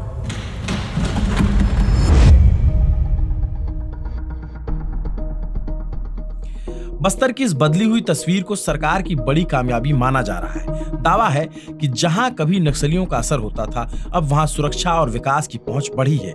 लेकिन यह बदलाव आया कैसे, इसे भी समझना जरूरी है। जब छत्तीसगढ़ बना था 2000 नवंबर में, तो पुलिस फोर्सेस मुश्किल से 22 हजार थे पूरे छत्तीसगढ़ में। तो इस वजह से माओवादियों को अटैक करने में सुविधा हो गई शुरू में। तो पुलिस फोर्सेस धीरे धीरे बढ़ना शुरू हुई। बॉर्डर की वजह से एक तो यहाँ पे पनपे आपने कहना कि भाई इधर ऑपरेशन हो रहा है, इधर की पुलिस मार रही है तो इधर भाग के आ गए, इधर की पुलिस मार रही है तो उधर भाग के चले गए। ये जो अलग अलग स्टेट के बॉर्डर जुड़ते हैं, इसका इन्होंने बहुत फायदा उठाया। तो देखिए, वो इलाके जहाँ इनके माओवादी आराम से घूम लेते थे, आराम से मतलब उस इलाके में हमारी प्रेजेंस नहीं थी, तो उन इलाकों में हमारे कैंप्स लगने शुरू हो गए। सीआरपीएफ के कैंप बनने की कहानी ये है कि सड़क बनती है, कैंप आता है, तो नक्सली जो है वो पीछे जाते हैं। फिर जैसे जैसे फोर्स का मूवमेंट बढ़ता गया वो पीछे हटते गए। हमने टेक्नोलॉजी का उपयोग भी लगातार बढ़ाया। ड्रोन्स जो हैं वो लाए। उस परफेक्ट ऑपरेशंस का फर्क यह था कि मनोबल टूटा नक्सलियों का। हेलीकॉप्टर ज्यादा संख्या में आपके पास आ गए तो नाइट लैंडिंग हो गई, तो आपके ऑपरेशन करने में सुविधा, हम जंगल में कहीं भी लैंड कर जाते हैं, करने लगे। को देखते हुए शासन द्वारा रोड कनेक्टिविटी, ब्रिजेस कनेक्टिविटी में काफ़ी फोकस दिया गया। नक्सल जानते थे कि सड़क बनेगी तो फोर्स आगे पहुंचेगी, तो एक बेस बनेगा तो फिर गांव से कनेक्शन जुड़ेगा, और कनेक्शन जुड़ेगा तो सरकार भी पहुंचेगी, तो फिर नक्सली कमज़ोर होंगे, उनकी जड़ें कमज़ोर होंगी।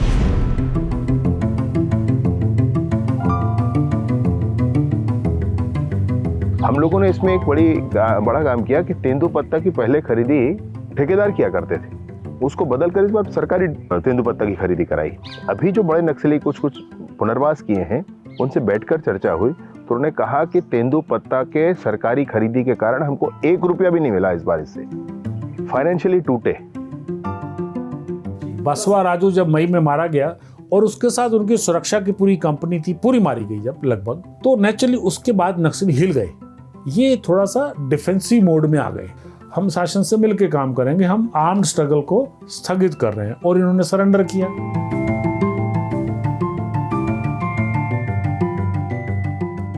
डीआरजी लगातार बढ़ा। जब डीआरजी बढ़ा और कुछ सरेंडर लोग भी साथ में काम करने लगे, तो माओवादियों को जो ठिकाने थे वो हमको पता लगने लगे। तो ये 4-5 डीआरजी का बढ़ना, टेक्नोलॉजी का यूज होना, आगे बढ़ के सिक्योरिटी वैक्यूम्स के एरिया को ऑक्यूपाई करना फोर्स द्वारा विद स्ट्रॉन्ग पॉलिटिकल विल, ये कारण थे कि हम चीज़ों को नियंत्रित कर पाए। माननीय केंद्रीय गृह मंत्री 2 साल के अंदर दर्जन से भी ज़्यादा बार यहाँ पर आए, लगातार जवानों का हौसला अफजाई किए। हम लोग यहाँ बस्तर ओलंपिक का आयोजन किए, 2 बार नक्सलवाद के खिलाफ में लड़ाई लड़े, और उसी का परिणाम हुआ कि माननीय केंद्रीय गृह मंत्री जी ने एक डेडलाइन तय कर दिया कि 31 मार्च 2026 को पूरे देश से नक्सलवाद को समाप्त करना है। और आज छत्तीसगढ़ का बड़ा सौभाग्य है कि उनका संकल्प पूरा हुआ। मैं ये जानना चाहूँ कि अगर आपका इंटरव्यू कोई देख रहा है तो ये एश्योरेंस है कि आएगा तो वो सुरक्षित चला जाएगा? बिल्कुल बिल्कुल। आज अब कोई भय नहीं है। रात 1 बजे 2 बजे कहीं आए जाए, बस्तर क्षेत्र में कोई भय नहीं। देखिए, जो बचे हुए काडर भी हैं वो भी ये बात समझ चुके हैं कि वो सरकार से अब लड़ाई नहीं लड़ सकते हैं, कि जिन परिस्थितियों की वो बात करते हैं लड़ाई की, वो कभी अंतर्विरोधों की बात करते हैं, वो बस्तर में कभी थी नहीं। जो कारण जो है ना, वो क्रिएट किए गए थे।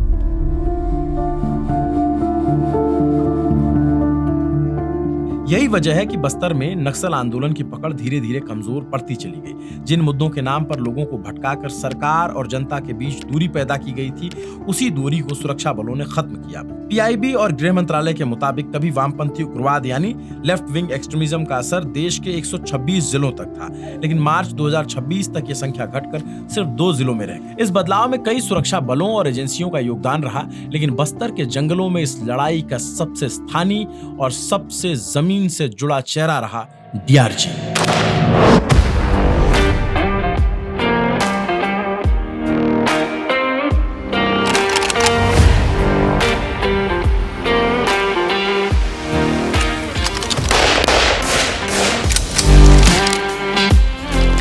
ये डीआरजी शब्द आप लोग याद रखिएगा। नक्सल इतिहास जब भी इस देश में पढ़ाया जाएगा तो इस शब्द को ज़रूर याद रखना, क्योंकि इन जवानों ने नक्सलियों के खिलाफ बहुत मजबूत लड़ाई लड़ी है। आज जब ये कहा जा रहा है कि आखिरी ताबूत में आखिरी कील ठोकने की तैयारी है, तो वो कील इन्हीं जवानों ने ठोकी है।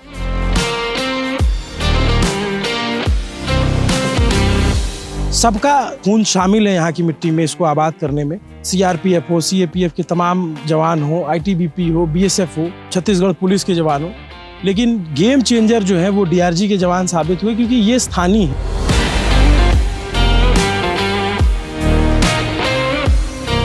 ये लोकल जवान, ये भाषा जानते थे, टेरेन को जानते थे, कल्चर वही था उनका, तो ऑपरेशंस में सुविधा होने लगी।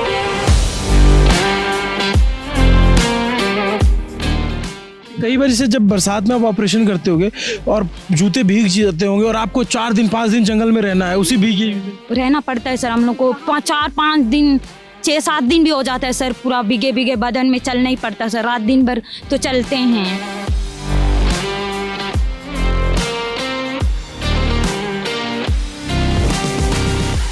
ये डीआरजी के जवान है, बहुत मेहनत करते हैं, बहुत जंगलों में जा करके खोजना हो, अपनी जान हथेली पे रख करके चलते हैं, और तब जा करके ये एक सपना देखा जा रहा है कि इस देश को नक्सल मुक्त किया जा सकेगा।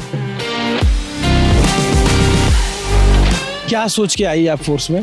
देश के लिए अगर मरो ना तो सब याद भी करते हैं और गर्व की भी बात होती है। मतलब एक होता है सर अपने नेशन के प्रति। ये जज्बा एक जवान ही समझ सकता है, ये सबको समझ में नहीं आएगा। कभी नक्सलियों से आमना सामना हुआ है सर। उस वक्त अगर नक्सली दिख जाए तो बस मन में एक ही चीज होता है कि हाँ मारना है। वो आपको मारने, अगर हम नहीं मारेंगे तो वो सर हमको मार देंगे। से बात करो तो मेरी नज़र जो है दुर्गा जी के हाथों पे जाती है। एक हाथ में इनके AK-47 है और एक हाथ में मेहंदी लगा रखी है। नारी सशक्तिकरण की इससे मजबूत तस्वीर मतलब शायद ही कोई हो। एक हाथ में मेहंदी लगी और एक हाथ में AK-47 है। आप लोग का दबदबा है। हाँ दबदबा है सर, तभी तो डरते हैं। दबदबा बना रहना चाहिए। हाँ जी सर।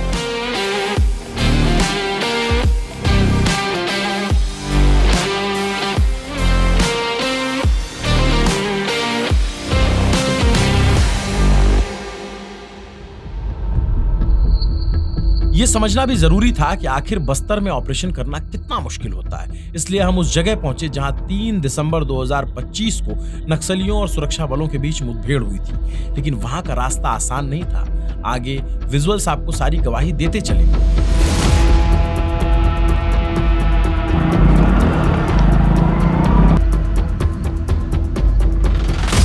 ये सब ऐसे इलाके हैं जहाँ बंदा न बंदे की जात। पार हो गए। मतलब पग पे अब हमें माओवादियों के निशान मिलेंगे। हाँ। ये देखिए माओवादियों का एक और स्मारक।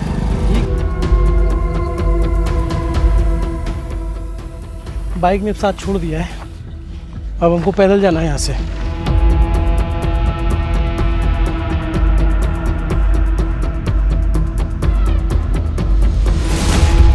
अब मैं आपको वो जगह दिखाने ले जा रहा हूँ जहाँ पर 3 दिसंबर को 18 नक्सली मारे गए एक साथ। ये वो जंगल हैं जिनमें घंटों इनकाउंटर चला है।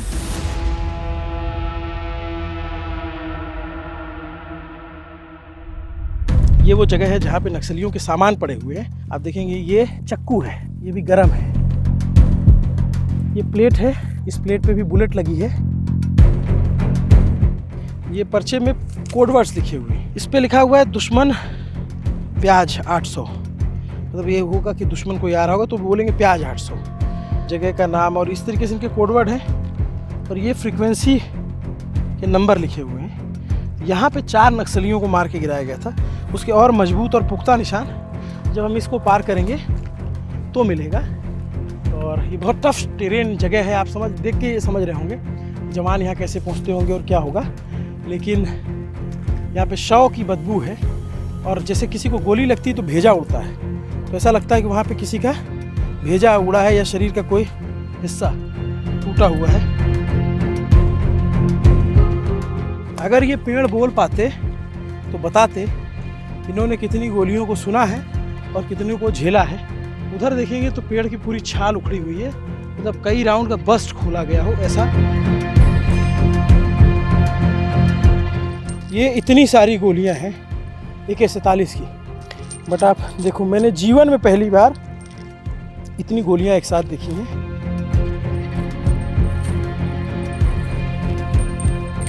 आप लोग इधर ही थे? जी, मेरे को उधर पकड़ के रखे थे सर, मैं कोसरा मिंडाई करके गाय ले जा रहा था। तो फिर क्या हुआ, कितने देर तक चली गोलियां? आप लोग को सुनाई दे रहा था कुछ? सुबह 7 बजे से लेकर शाम तक चला सर। फिर हाँ, ये डेटोनेटर है। ये ब्लास्ट होगा, इसमें क्या बारूद है? हाँ, यही सबसे पहले ब्लास्ट होता है, उसके बाद वो पूरा बम का जो स्ट्रक्चर वो ब्लास्ट होता है। सबसे पहले जो ब्लास्ट होने वाला है तो स्पार्क इसमें आएगा। हाँ। मेरे साथी संजू ने नक्सलियों की एक किताब ढूंढी है, ये इनकी डायरी है।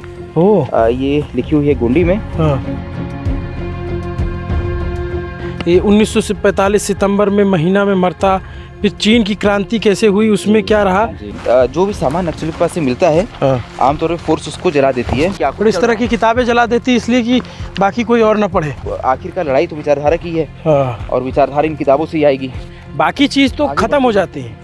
ये जो है, ये जो सबसे खतरनाक चीज़ है वो एक किताब यहाँ पे चला हुआ है। ये अब समझिए, एक संगठन बंदूक लेके भी चल रहा है, पेन लेके भी चल रहा है। ये इससे एक बात तो समझ आती है कि ये जो मैं कह रहा था अभी कि इनमें 2 विंग है।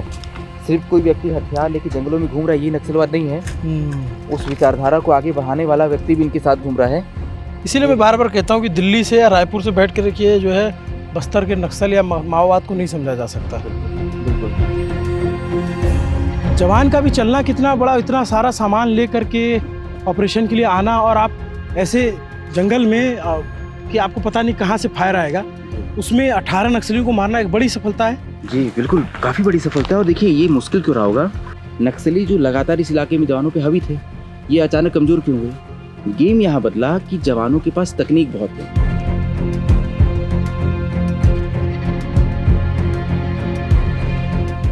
यहाँ से मोर्चा लिया था जवानों ने, और उधर जो है नक्सली थे, माओवादी।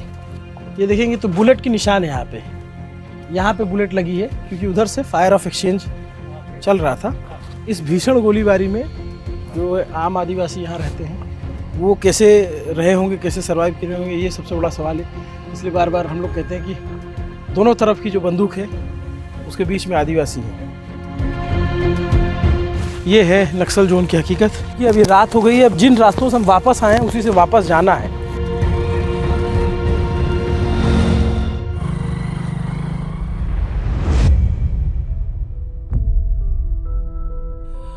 अब तक हमने देखा कि नक्सल आंदोलन को किस तरह कमजोर किया गया, डीआरजी की भूमिका को समझा, और ये भी देखा कि बस्तर के मुश्किल जंगलों में सुरक्षा अभियान किन हालात में चलाए जाते हैं।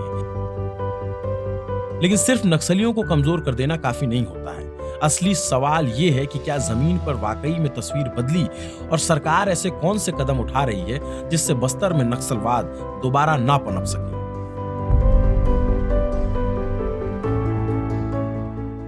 देखिए, हम लोग को मालूम है कि नक्सलवाद को समाप्त करना ही पर्याप्त नहीं है, लेकिन उस क्षेत्र में विकास भी पहुंचाना है।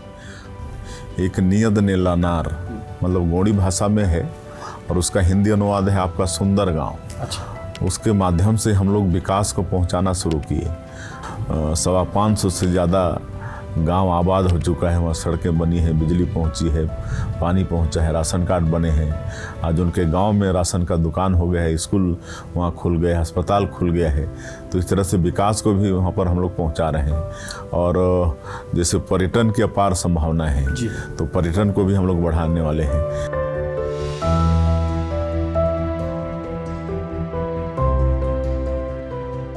तो सरकार का काम कैसा है? अभी तो फिलहाल प्रोसेस में है सर, जो चल रहे हैं जी।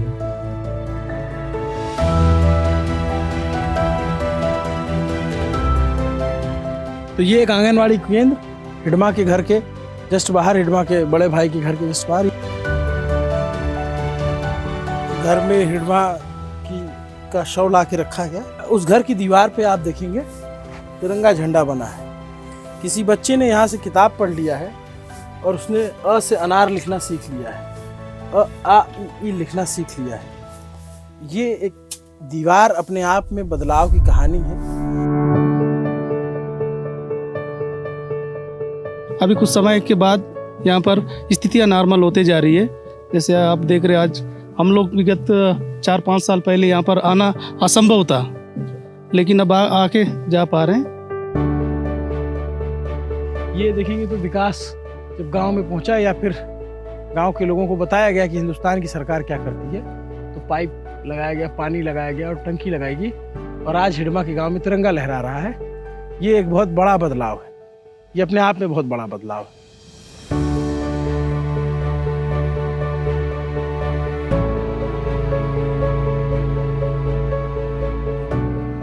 देखो अपने ये स्कूल है। हाँ। तो इतना अंदर आकर के ऐसे गांव में ये अब बना है।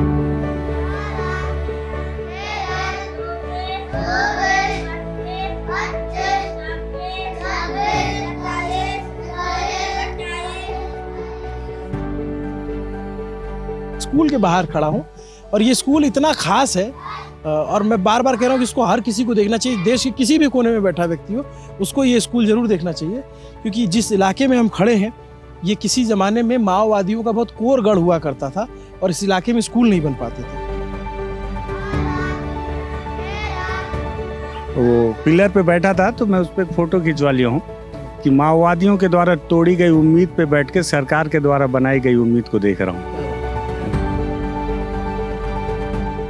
लेकिन मैं ये स्कूल दिखाएंगे तौफीक, ये छोटे छोटे बच्चे हैं, इनकी आंखों को आप देखेंगे और ये पढ़ाई चल रही है। और जैसा गणेश दादा बता रहे थे कि ये इस इलाके में 15 साल से कोई स्कूल बच्चा पढ़ा ही नहीं है। अचरज भरी बात बताऊं कि इतने सालों की पत्रकारिता में इस गांव में मैं पहली बार पहुंचा हूं और बहुत खुशी है यहाँ के बच्चों को पढ़ते हुए देखना। जो यहाँ पढ़ाते हो? जी जी, शिक्षा देता हूँ सर। क्या नाम है? मेरा नाम मोहन कुमार। तो अभी कितने बच्चे पढ़ रहे हैं? अभी कुल दर्ज संख्या तो 67 है सर जी।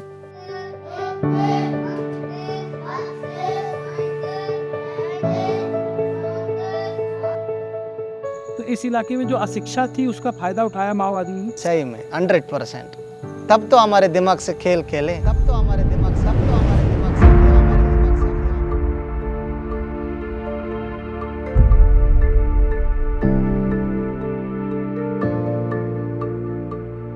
जो लोग भी नक्सलवाद का समर्थन करते हैं, मैं उनसे भी ये कहता हूँ कि ये ऐसे इलाके यहाँ पे सरकार का विकास नहीं पहुँचा, और सरकार का विकास नहीं पहुँचा इसीलिए नक्सलवादी पहुँचे। और तो आप आए और आपने कहा हम ही सरकार है, और आपने एक मकसद दिया जल जंगल जमीन की लड़ाई को लेकर के। लेकिन सवाल ये है कि नक्सलियों ने क्या दिया इस देश के, यहाँ के गाँव के लोगों को? अगर सरकार विकास नहीं पहुँचा पाई तो नक्सली कौन सा विकास कर गए?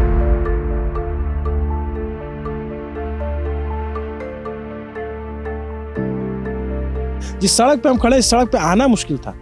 ये अभी कुछ दिन पहले देखेंगे डबल लेन की सड़क बनी है, पीछे बस स्टैंड है, लोग डरते थे इधर आने से, इसके आगे नक्सलियों का रास्ता। आज हम यहाँ खड़े होकर बात कर ले रहे हैं, ये बात नहीं कर सकते थे, कहाँ से फायर आ जाए किसी को नहीं पता। ये स्थिति थी। एक एक सड़क को बनाने के लिए जवानों का खून लगा है, इसमें सिर्फ डामर और गिट्टी नहीं मिले।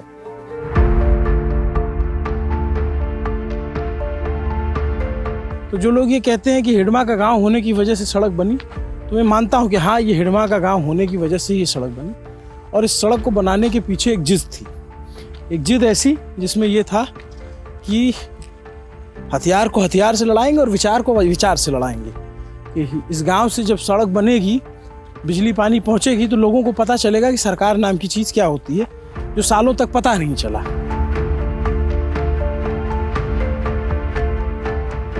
तो ये सड़क कब बनी?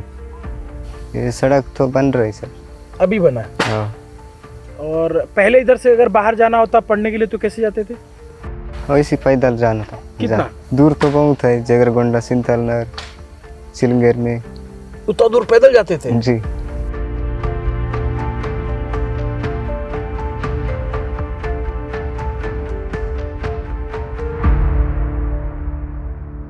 अब सवाल ये कि जो लोग सरेंडर किए हैं, जिन्होंने कभी गन चलाई है या चलाते थे, उनको कैसे मुख्य धारा से जोड़ेंगे? उनके लिए क्या योजनाएं आपके पास, उनके लिए क्या काम है?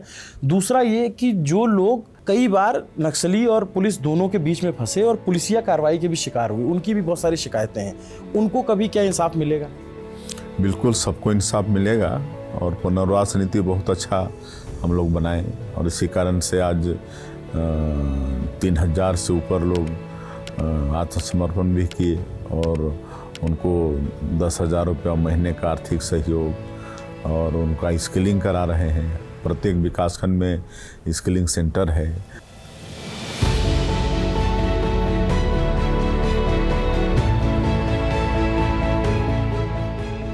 आमतौर पर सरकार के दावों और जमीनी हकीकत में फर्क नजर आता है, लेकिन यहां पर नहीं है। सरकार जो दावा कर रही है, हकीकत में वो ग्राउंड पर दिखता है।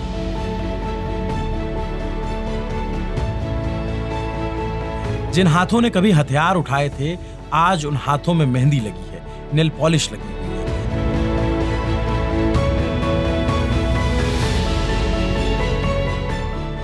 हमारा ध्येय सिर्फ इतना है कि आप भारत का संविधान तो आप मानेंगे ही अगर आप इस पक्ष में आते हैं, लोकतांत्रिक प्रक्रियाओं का पालन करेंगे, हथियार छोड़ दें बस। आपको आपके मन में क्या है, किस विचार के हैं, क्या भावनाएं आपकी, वो आपका अपना है, वो कोई लेने नहीं।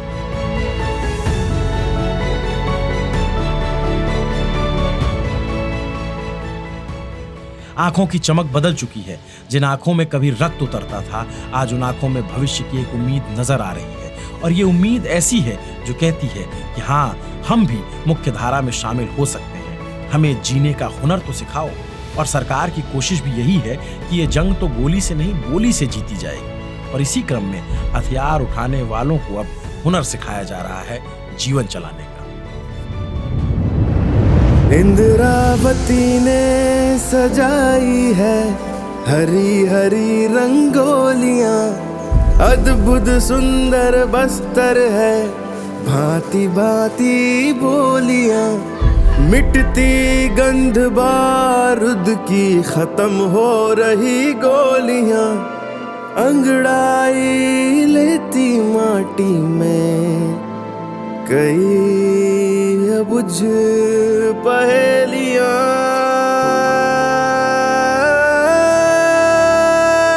बस्तर बदल रहा है, बस्तर बदल रहा है, उठकर संभल रहा है, बस्तर बदल रहा है।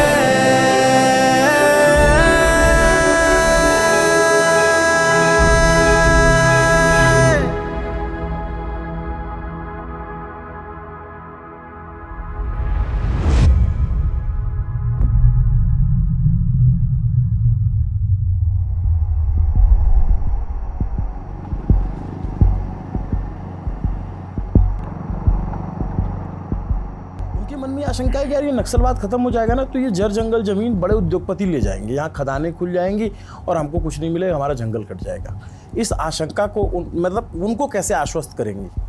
देखिए, हम लोग बराबर उनके बीच में जा रहे हैं, नियत नीलानार योजना के माध्यम से उन तक विकास पहुंचा रहे हैं। और ये तो जो विरोधी लोग हैं उनका ये षड्यंत्र है, वही नैरेटिव फैलाने का प्रयास कर रहे हैं कि बीजेपी पिछले नक्सलवाद को यहाँ पर समाप्त की है कि उद्योगपतियों को अडानी आ जाएगा, जबकि ऐसा कुछ नहीं है वहाँ।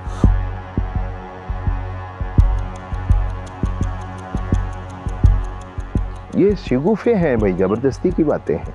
जिसको नहीं ही मानना है, नहीं ही समझना है, वो कुछ भी कहेगा। बाकी जगह नक्सलिज्म कैसे नहीं है, फिर भी जंगल बच गया है। यही नक्सलिज्म से जंगल बचेगा। बस्तर का जल, जंगल, जमीन बस्तर के लोगों का है। ये पूरी दुनिया मानती है, पूरी सरकार मानती है, सब मानते हैं। कौन नहीं मानेगा, क्यों नहीं मानेगा? सबसे खास बात ये बस्तर के आदिवासियों को मैं देखा कि हम इनको ज़बरदस्ती जो देना चाहते हैं, मैं देखा हूँ कि ये शिकायत कभी नहीं, मैं इतनी अंदर घूमता रहा, इन्होंने शिकायत नहीं की कभी। जो प्राप्त है पर्याप्त है के कॉन्सेप्ट पे चलते हैं और उसी पे अपने आप को खुशनुमा रखते हुए एकदम जीवन जीते हैं। क्या बस्तर को ऐसे रखा जाए? हम नहीं कहते कि वहाँ पर ये होना चाहिए, वो होना, जैसे भी होना चाहिए, मौलिक सुविधाएं तो पहुँचनी चाहिए ना। बस्तर बदलने का अर्थ वहाँ पर जंगल काट दें, ये ऐसे नहीं होता है।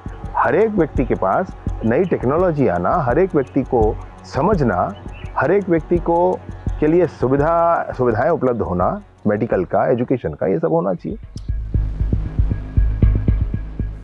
तो सरकार के लिए बड़ा चैलेंज। आज वो हथियार रख दे रहे हैं, आज स्थिति वो खुद बोल रहे हैं कि अनुकूल नहीं। तो आज जो माओवादी पुनर्वास कर रहे हैं, इस पुनर्वास के पीछे भी कहीं ऐसा तो नहीं है कि वो विचारधारा जिंदा रखने के लिए खुद को वापस लेके आ रहे हैं। अभी लगता है खत्म हो जाएंगे? अभी भी मेरे को नहीं लगता है, क्या अभी भी है ना, खत्म कैसे होगा? बंदूक खत्म होगा ना। अभी भी लोगों के मन में है कि ये वापस आ सकते हैं। नहीं, वापस आएगा नहीं आएगा वो अलग सवाल है, लेकिन लोगों के मन में डर तो है। जो आतंक होता है नक्सल, वो लोगों ने अपने आंखों से देखा है, महसूस किया है, कई परिवारों से गुजरा है।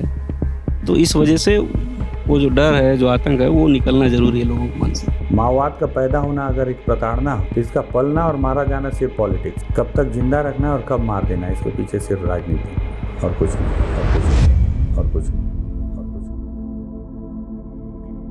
दिल ये आदिवासी है, दिल ये आदिवासी है, जंगलों का वासी है, दिल ये आदिवासी है। छोटी सी एक नदी है, बांस एक लाठी है, दिल ये आदिवासी है, जंगलों का वासी है। जुगनुओं का पेड़ है, छाँव बैठा शेर है, जुगनुओं का पेड़ है, छाँव बैठा शेर है। तुम जो गुनगुनाते हो, लेता वो उबासी है, दिल ये आदिवासी है, जंगलों का वासी है।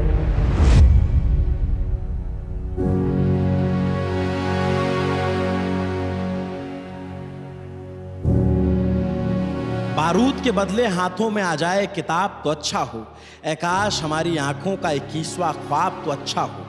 हर पत्ता ना आसूदा है, माहौल चमन आलूदा है, रह जाएं लजरती शाखों पर 2-4 गुलाब तो अच्छा हो।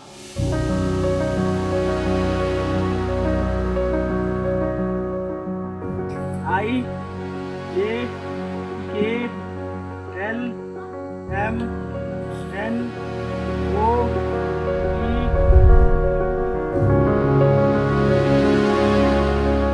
गुलाम मोहम्मद ने लिखा था, बस्तर ने इसे जिया और बस्तर का यही ख्वाब है कि अब उसे बारूद नहीं चाहिए, अब उसे कोई और खून खराबा नहीं चाहिए।